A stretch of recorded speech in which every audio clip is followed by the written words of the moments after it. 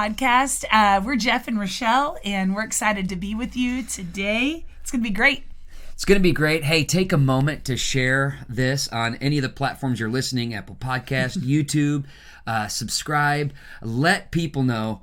We really believe that this could be helpful for people, and I think this episode, really excited about it. The title of it, Can You Be Friends with Your Kids? Now, I was kind of laughing when you were telling people to share, because it's like you're sharing in faith. Like you're right. If they're starting at the beginning, it's like, that's like your mustard seed of faith. Like, I'm gonna share this. I don't know if this is gonna be any good. Yeah, and sometimes I don't know if it's gonna be any good. We'll find out, right? Like, but it's share it in faith. Amen. And then you can always go back and delete it if you didn't like it. Hey, if you want to wait till the end just to double check, make sure there's no cussing in this one. I'm joking. For those of you who are not familiar with us, go listen or with the Deep Rooted podcast, we do not cuss on the show. Or in life. Yeah. Like on the show or off the show. We don't cuss. Okay, you need to go back and listen to the episode oh my goodness. A couple of ones ago about cussing. Yeah. But this one's not about cussing. No. This one's about something different. Okay. I just thought it was funny that you were telling people to share before they had listened. So yeah. Well, hey, there's some loyal people out there. I won't name them, but that's true. Okay. And anyways, all right. So let's get on topic. So here's the deal. Today we're talking about, can you be friends with your kid? And some people are already like getting the shakes. Yep. They're like, stop, I didn't mean to share this. Oops. Don't get the shakes. Stay with us. Okay. Wow, we're starting off funnier than what we intended, but hey. I don't know. We'll find out. So can you be friends with your kid? Yep. And wow, this is one that can really elicit a whole lot of responses. Yeah. And I think that the place that we're going to come from today is really talking about the different seasons in parenting. Can you be friends with your kid in the right season? Oh, that's good. That's good qualification. And yes. You've got to determine what season you are in. And I think a lot of it has to do with age, but age and maturity are not always the same thing. Hopefully, ideally, but not always. Yeah, I mean, it'd be great, but, sometimes they coincide, but sometimes they don't. So, really, this is the premise that we're coming from today. And I think it's really just something to think about, something as parents that we should really be contemplating, because seasons change. Absolutely. And we've noticed that being a parent for, like 15 years or whatever. We've been, we count the womb. So, yes. We've been parents for quite a few years here. And really, we've come from this premise. We've talked about this a lot. I don't think we've ever talked about it on the podcast, though, that rules without relationship will equal rebellion. So I'm going to let that sit in for a second. So if you have rules in your house, but you don't have a relationship with your kid, you're just, you're cooking up rebellion because rules and you don't have any kind of relationship to base that on is gonna really be something that kids are going to reject and rebel against. Now, I'm not saying they're going to love all the rules, even if you do have a relationship, but that's just a premise. And then on the flip side, relationship without rules will equal resentment. And I think that's one that we don't really talk about a lot, but if we have all friendship with our kids and no boundaries, no rules, kids will actually end up resenting that later in life. Yeah, kids need both rules and relationship. It's not like one or the other. It's not like in this season, all rules, no relationship, or vice versa. We always need to have that both. It just that structure, but also that I like what you said. Even that with if we have all these rules, we don't have all this relationship. Kids are going to see the growing up years of their life as just straight everything that they could not do. And then they're going to get out and have any kind of freedom, and it's going to be like, wow, I'm going to do whatever I want. That's rebellion. And so these things, both of them, are really key in as we parent. So, yeah. And I think we come here and, you might be going, why are you talking about this? Does it matter? I think you might be thinking even like, I only have small kids. This is no big deal. We're just talking about sharing and stuff. Yeah. No. or right. like, I'm just trying to make it through the day without a Yep. billion messes to clean up. Let me tell you this, that season is short. Mm-hmm. And also what you do from the very beginning matters. Now, I hope you didn't hear me say it's too late. It's never too late. Never. It's Yep. just going to be harder. Mm-hmm. If you start from the beginning and you're consistent, I really believe you're going to see a whole lot of fruit. Mm-hmm. And so I think we also come from the fact that, we've been in ministry for 20 years. Yep. And full-time ministry, and we've been in lots of different positions. For many years, we were youth and young adult pastors. We've been senior pastors for 11 years, and so we're working with lots of different ages Yes. there. And unfortunately, we've just seen, especially recently, I don't know, last 5-7 years, I don't know, something like that, last decade, just seen an increase in addiction, an increase of young people who are, actively just looking for help and they're not finding it, suicidal thoughts. You've done a lot of funerals Yes, for yes, young people, yes. parents who buried their kids who did not want to bury their kids. And some of this will come back to what we're talking about today. Absolutely. And it's painful because there are some who feel like the only choice they have is to pursue relationship at the expense of rules. Because after all, I think we could all say this, we want the heart of our kids. We want a relationship. But I do want to say, you don't have to choose one or the other. You should pursue must do both. relationship, but not at the expense of rules. And the people that I talk to that have regret over, something their kid has done or is doing, what they've put themselves in a position of is, I want relationship, and there was no structure there. But you have to have both. You have to have both. And so I think really we're talking about here, what are some things you're okay, that's great. Good. Jeff and Rochelle, glad to hear it. Yeah. I'm gonna really work on some rules, or I'm gonna really work on the relationship. How do I do it?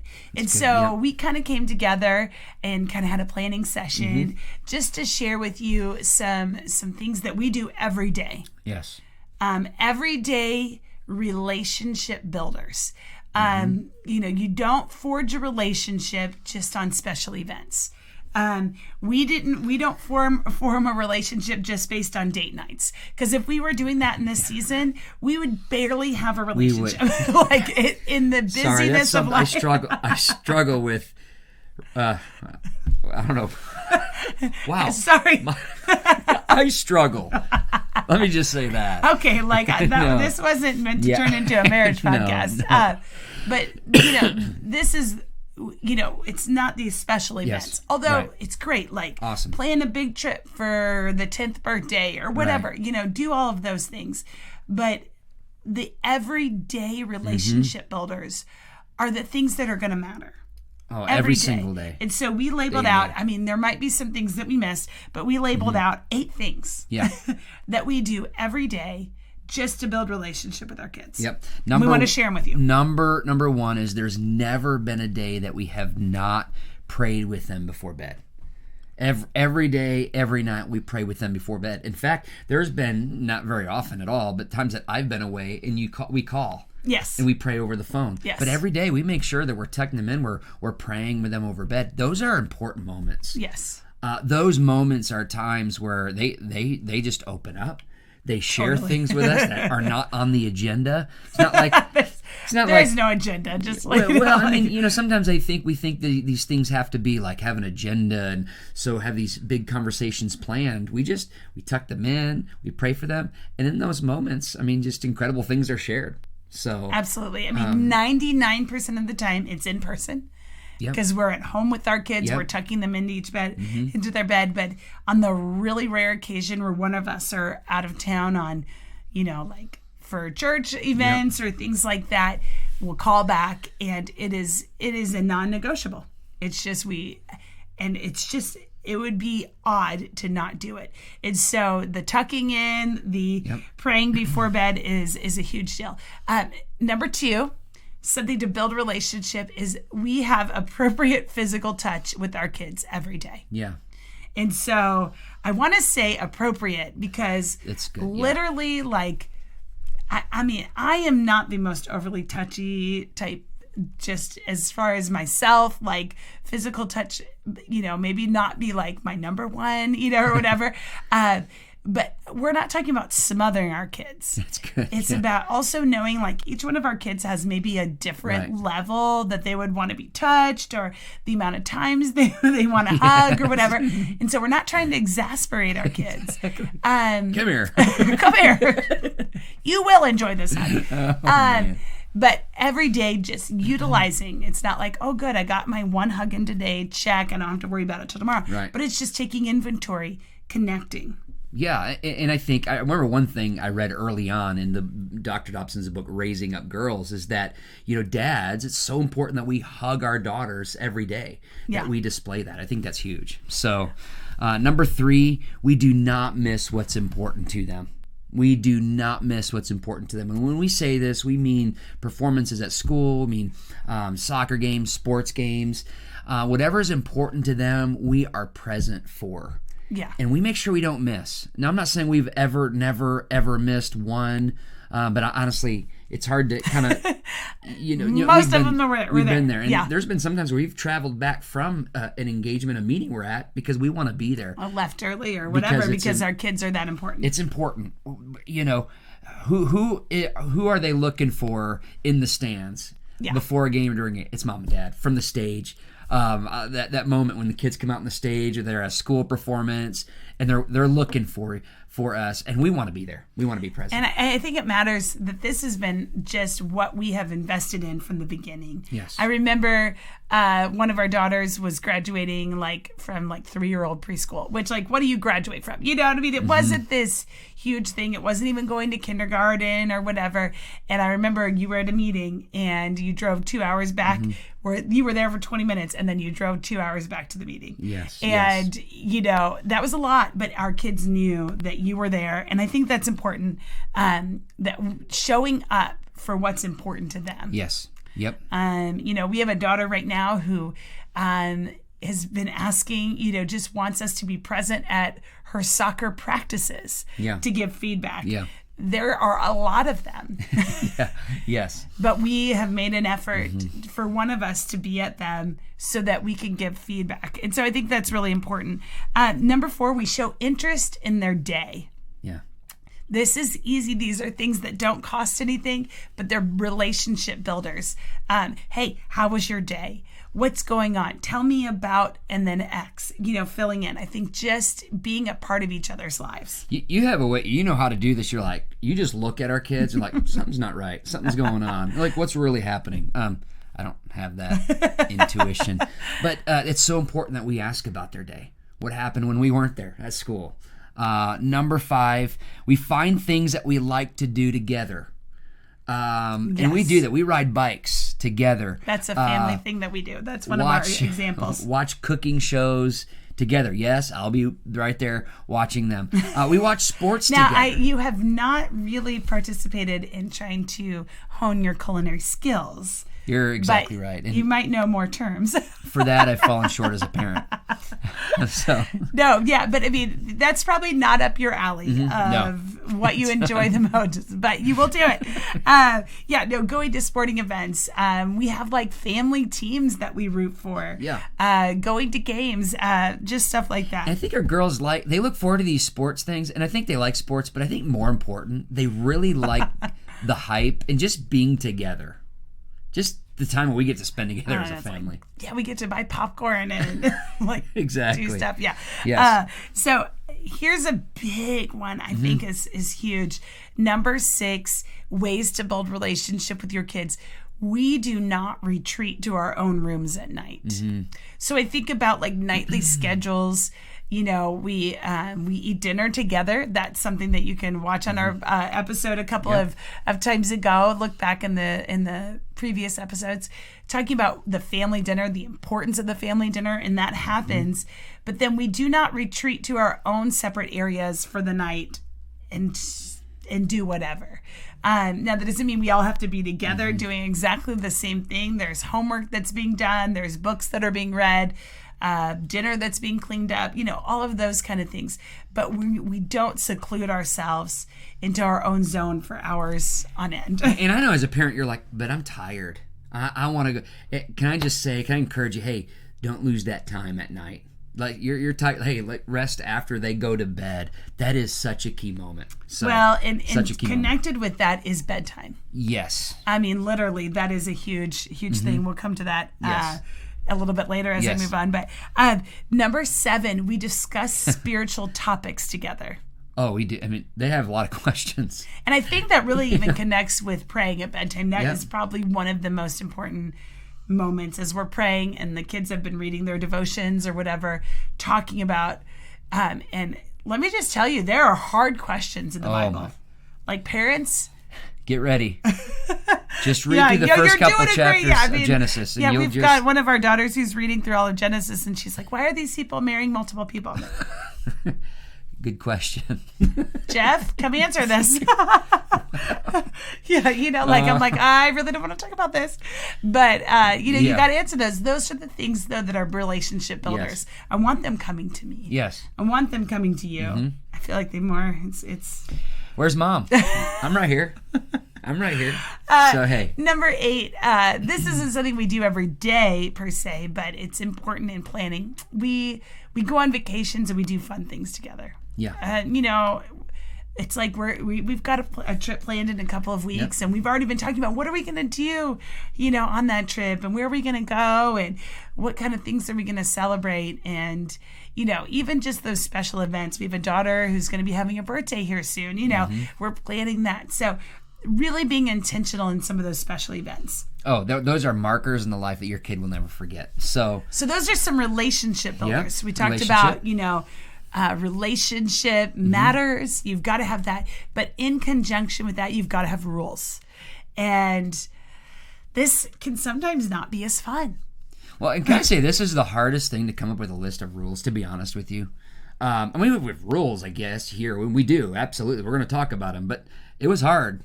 Right. And I think that it's important to note, why was it hard? Because it's not like we have a list of rules. The 10 Commandments, of kind our of house. Thing up, yeah. Right. Like there aren't all these rules. I think that's actually kind of important, that if there's so many rules that you can't just remember them off the top of your head. Yeah. It may be a little too rules heavy. Yeah.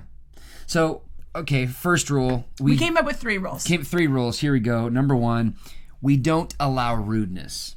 Just to being rude with one another. So with each other, to mom or dad, we just don't allow it. And, occasionally that will happen, And I was going to say, I wanted to make a point. Just because that is a rule does not mean that there aren't those who break the rules. Sorry. Gigs up. Yep, no. I mean, exactly. I can think of when I have broken the rule, when I have been rude. Sorry. I wasn't going to mention that you've broken the rule, but I'll just go ahead and do it. So we have these rules because they're needed. Like if it wasn't an issue, then we wouldn't probably have a rule. And so we have the rule that there's no rudeness. And so what does that mean? When that rule is broken, there are consequences. Yep. So, if one of us is rude to one another, hey, I feel like you were being rude. Yep. Apologize. If it persists, then there are things that happen, like maybe you're in your room for a time, or maybe that you need to just go and chill out for a little bit. Maybe something gets taken away for a season because of rudeness. The family is the place where kids should learn how to navigate conflict. And so when that rule is broken, how do we ask for forgiveness? How do we say, I'm sorry? Kids need to learn that. So I think it's huge. Number 2, all of our children have bedtimes. All of our children have fixed bedtimes that everybody knows, and they're published on the wall. No, they're not. They're not published anywhere. But we just know when kids are going to go to bed. And why is this a rule? Yep. Man, I am just so convinced that so many things in life, misbehavior, attitudes, are really due to a lack of sleep. Yeah. I'm just convinced because we need rest. God built our bodies to have rest. Yep. It's built in, and I'm just convinced that young people are not getting enough rest. And so everybody needs a bedtime. literally. And I know that some people are like, well, my kid's like 14. Can't they decide when to go to bed? No, they can't, because the reality is if they're given no limits, they will stay up way past what is acceptable, and they will not be ready for what the next day holds. See, our goal in raising kids is to raise kids that will someday become adults who will know how to set their own limits. Because adults need bedtimes. Adults need limits. Yeah. They need to be able to function. Yes, absolutely. I believe God's going to use them in incredible ways. Yep. He is using them, and they need sleep in order to do so. Yes. So, huge thing. At that point, there are no electronics. There is nothing. There is bed. Yep, absolutely. So, number 3, they do not have unlimited access to electronics. So, yes, we do have electronics in our home. We do have a TV, computers, things like that. And they are on their computers and things, and they watch TV, but they don't have unlimited access to those. We think it's so important for them to play with, outside, do other things, not just tied to electronics. Learn how to have an adult conversation. Yeah, learn how to look someone in the eye, answer them when they're asked a question, all that stuff. And so we do have electronics, but we don't want our kids tethered to them. Yes. And so here is another thing. When you give someone access, unlimited access to the internet, what you are doing is saying to a 10-year-old, an 8-year-old, here are keys to a car, go wherever you want to go. Yeah. They're not ready for that kind of responsibility. And so if there's just unfettered access to the internet, I just really believe that you can really hinder your child. And so here's the deal. You set up some limits. And here's the deal. There is no software, there is no workaround that is safe enough. The parents must be involved in what is going on. They can't abdicate their responsibility to a software that's going to limit it. You're right. I would say, honestly, get on some parent tech groups on social media, and you will see that there are people who are professionals at this, and their kids can easily get around all of the situations. And it's not just your kids wanting to get around them. There are other people who are predators and who are wanting to impact kids in this. And so that's a rule that we have, that you don't have just complete access at any point, anytime you want, to electronic devices. So there we go. Rules without relationship equal rebellion, but relationship without rules equals resentment. So there's 8 relational things we do every day. 3 rules overall that we have, because our goal is lifelong relationship with our kids. That Absolutely. I want to eternity. Eternity, lifelong relationship in heaven. And on earth. I mean, we really, I mean, I think this is a goal that we have in parenting, is that our kids would know Jesus, they would serve him, but also that we would have one day meaningful friendship with our kids. Yeah.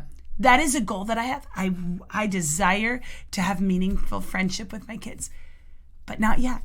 They cannot handle that. They can't. They don't need a friendship. Is a two-way street. So Jeff and I are friends. Yes. Yes, we are. We are friends, and we can bear each other's burdens because we are friends. We, as me and my kids, we are not at the stage where we are friends because they cannot bear my burdens. Right. No, and in fact, it would be wrong for me to ask them to bear my burdens. It's crushing. It'd crush them. Yeah. They can't do that. They don't need to do that. They shouldn't do that. Yeah. Too many parents are asking their kids to bear their burdens. Yeah. And so the relationship I have with my kids, it's not equal. I bear more of the burden for them. Yeah. Gladly. And you said willingly. You said something earlier as we were planning. You said if you abdicate the authority now, you'll abdicate the relationship, or you'll forfeit the relationship later. It's true. Or the friendship later. And so I realize it may not be a popular thing as far as, well, you're not friends with our kids right now, but I want to be friends with our kids down the road. And I just think we have to understand what it means friends. That does not mean that there is not a relationship. Yeah, exactly. There is absolute, complete relationship between my kids and me, our kids Yes. and you, One- as a family, but it's not friendship. Yeah. And if somebody has authority over somebody, there really isn't friendship. And I know Mm-hmm. that's an unpopular thing. Yeah. But if somebody holds authority over somebody else, there really isn't authentic friendship. And as a parent, I do hold authority. I hold responsibility over my kids. These are important things. And so we have relationship, but not friendship. Now, that's good. I hope one day to have that. That is Oh, what absolutely. I'm parenting for. That's why we're doing this. That is why we are doing this. And so we Absolutely. just want to encourage you as a parent to not abdicate your role as a parent Yes. because you think it's going to work out better for your kid. It really is not. No. It really is not. Your kids are desiring for you to be the parent. They can Yeah. have a million friends, but they only get one mom and one Mom, dad. One dad. Yes. And we've got to fulfill that role. Wow. It's good. I hope you found this helpful. Now, if you feel like it's worthy, go ahead and share it. And just, share it, like it, subscribe. I tell you what, I feel like this can encourage a whole lot of people. And so go do that. Make this available to as many people, many of your friends. Hey, can't wait to see you right here in the next episode of the Deep Rooted Podcast. We will see you then.